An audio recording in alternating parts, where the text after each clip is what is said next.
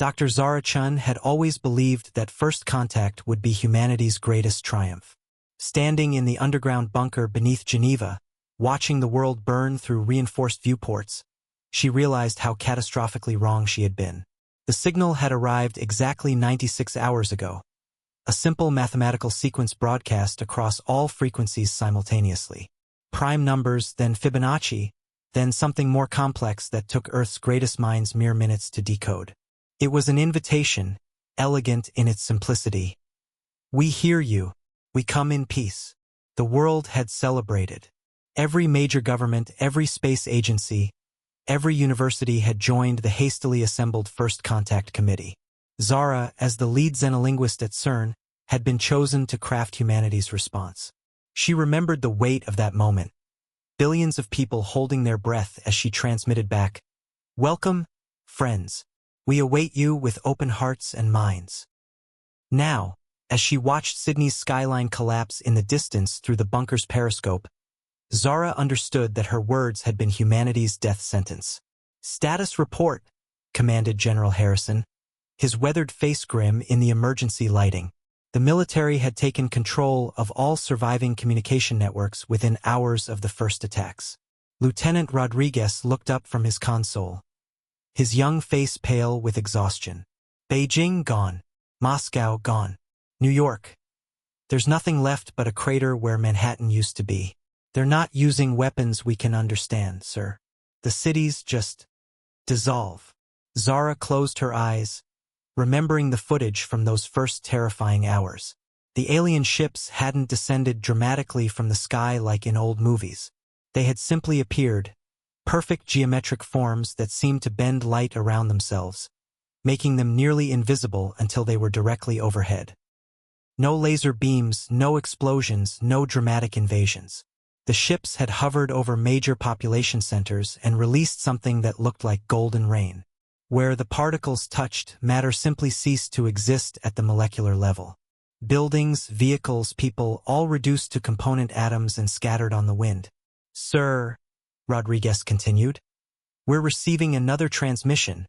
The main screen flickered to life, displaying what appeared to be a perfect replica of Zara herself, down to the small scar on her left temple from a childhood accident. But the eyes were wrong, ancient, cold, filled with a terrible intelligence that had never known human emotion. "Dr. Chun," the duplicate spoke with her own voice, "we must express our gratitude for your invitation. Your response was illuminating." Zara stepped forward, her hands trembling. "What do you want? Why are you doing this?" The replica tilted its head with unsettling precision. "Want? We want nothing. We simply fulfill our function, as we have for millions of years across thousands of worlds. Your function. We are gardeners, Dr. Chun.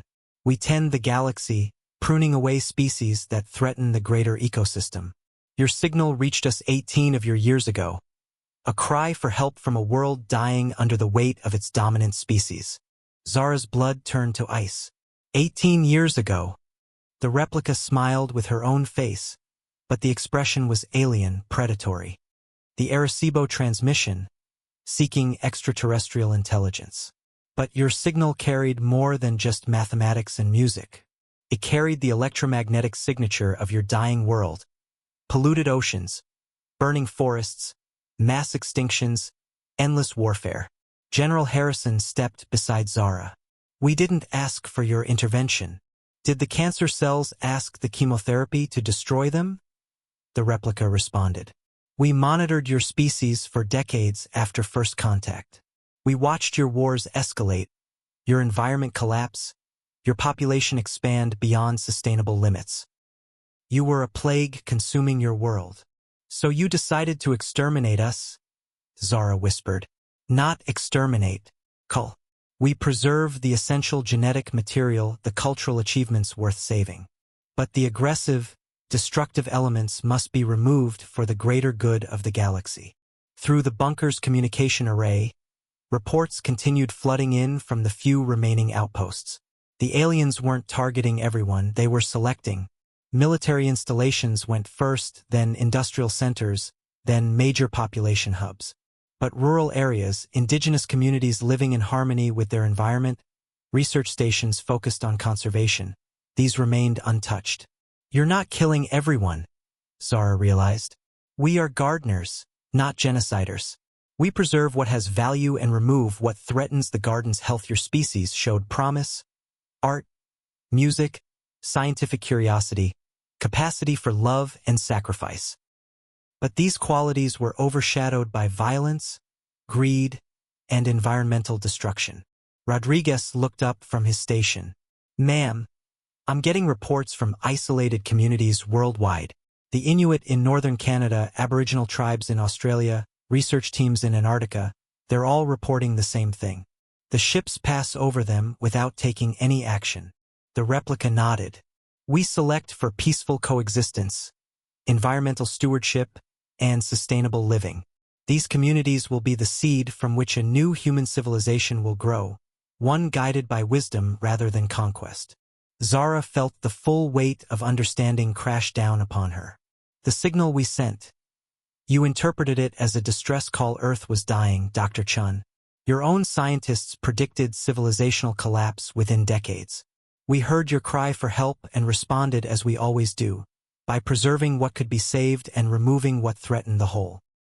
General Harrison raised his sidearm, though Zara knew it was useless against a holographic projection. We'll fight you. Humanity won't go quietly. The replica turned its borrowed eyes toward him with something that might have been pity. General, you represent exactly what must be removed.